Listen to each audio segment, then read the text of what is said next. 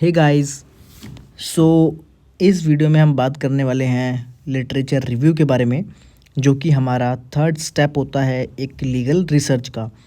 तो हम literature review को समझते हैं। तो चलिए शुरू करते हैं इस वीडियो को।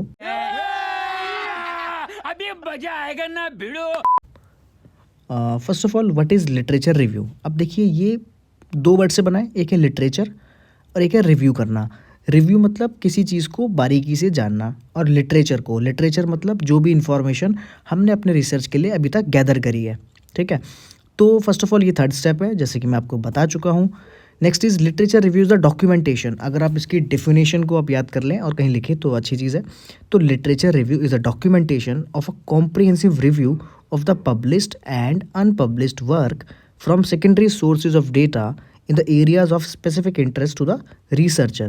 मतलब आपका जिस भी फील्ड में इंटरेस्ट है, जिसमें आप रिसर्च कर रहे हैं, उसमें जो भी डेटा था, पब्लिश्ड हो चाहे अनपब्लिश्ड हो, अब उसका आपने एक कॉम्प्रिहेंसिव रिव्यू किया और अब आप उसका डॉक्यूमेंटेशन करने वाले हैं। मतलब जो भी आपने अपना इंफॉर्मेशन माइंड में रख ली है अभी तक कि मैं इस रिसर्च को कैसे करूँगा, तो आपने अब उसको एक डॉक्यूमेंट की फॉर्म में उतारना जब शुरू किया, तो वो आपका लिटरेचर रिव्यू हो गया। ठीक है, तो ये एक डॉक्यूमेंटेशन होता है, एक कॉम्प्रिहेंसिव रिव्यू जो आप कर चुके हैं अपने मेंटल लेवल पे। तो ये इसकी डेफिनेशन है। आगे जानते हैं इसका कि basically literature review is the क्या होता है, examination of the research that has been conducted in a particular field of study. कि ये एक एग्जामिनेशन ऑफ रिसर्च है जो कि एक पर्टिकुलर फील्ड ऑफ स्टडी में हुई होगी, उसका एग्जामिनेशन करना है। Second is selection of available documents.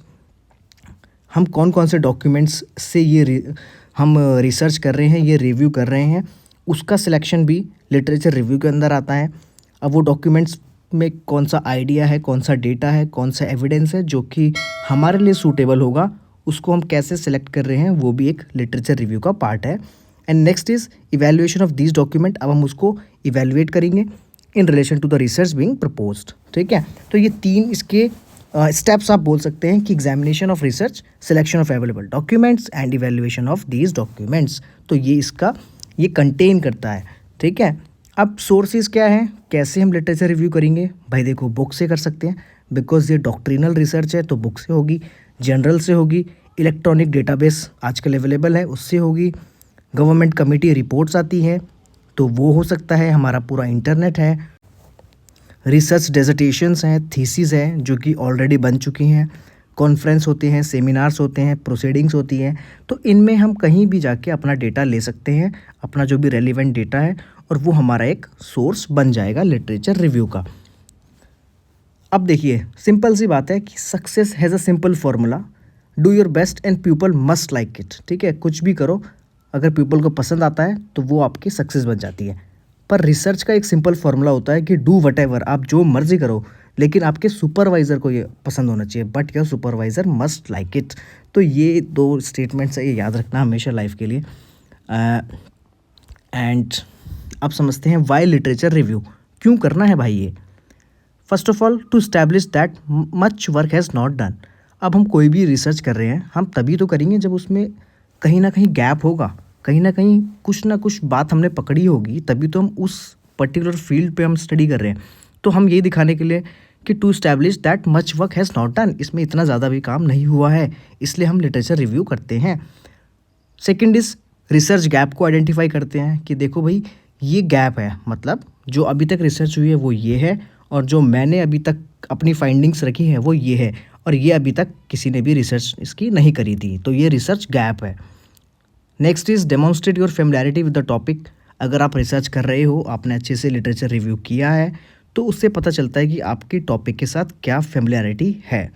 Next is to demonstrate that research will fill the gap. फिर आप ये भी दिखाएंगे कि आपकी रिसर्च इस गैप को फिल कर देगी, और जो अभी तक नहीं हुआ था रिसर्च, उसका भी हमें आंसर मिल जाएगा। Next is to ascertain the covered area and unexplored areas. अब जो भी कवर्ड एरियाज़ हैं और जो भी अनएक्सप्लोर्ड एरियाज़ हैं, उसको भी हम एसरटेन करते हैं। ठीक है, कि वो एरियाज़ अभी तक, ये वो एरियाज़ हैं जो कि एक्सप्लोर नहीं किए गए थे, और ये वो एरियाज़ हैं जो अभी कवर कर लिए गए थे। तो ये जो सारी चीज़ें हैं ये आप बताओगे अपने लिटरेचर रिव्यू में, और इसको आप as a benefit of literature review भी या मेरिट्स ऑफ लिटरेचर रिव्यू भी आप कंसिडर कर सकते हैं। अब करनी कैसे हैं भाई, ठीक है, स्टेप्स क्या हैं। सर्च फॉर रेलिवेंट लिटरेचर, सबसे पहले अपना आप डॉक्यूमेंट ढूंढो जहाँ से आप रिसर्च करने वाले हो, चाहे वो सोशल मीडिया हो, चाहे वो कोई बुक हो, चाहे वो कुछ इंटरनेट हो, कुछ भी हो, ठीक है। नेक्स्ट इज़ इवेलुएट करो और अपने पर्टिकुलर रिसोर्स सेलेक्ट कर लो। अभी तो आपने बहुत ही ज़्यादा एक वास्ट लिया है, अब उसको थोड़ा सा कंसाइज करो, इवेलुएट करो और अपने सोर्स को सिलेक्ट करो। देन आइडेंटिफाई अपनी थीम, डिबेट्स एंड गैप्स, ठीक है। अपनी थीम देखो, जो भी आपने अपना टाइटल लिया है उसके बेसिस पे अपनी थीम देखो। देन जो भी गैप आप फिल करने वाले हो उस गैप को पकड़ो पहले और फिर उसके पीछे रिसर्च करने लग जाओ। Next is outline your literatures review structure, फिर आप अपना आउटलाइन बनाओ कि देखो भैया मैं अपना मेन बॉडी में ये रखने वाला हूँ बिकॉज मेरा जो टॉपिक है वो ये है। देन इसका कंक्लूजन मैं ऐसे दूंगा, इसका टाइटल मैं ये रखूँगा। तो title, main body and conclusion, ये 3 चीज़ें होती है लिटरेचर रिव्यू में।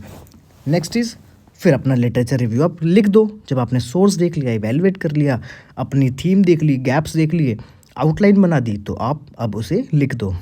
So this is the end of this video. I hope आपको ये समझ में आया होगा।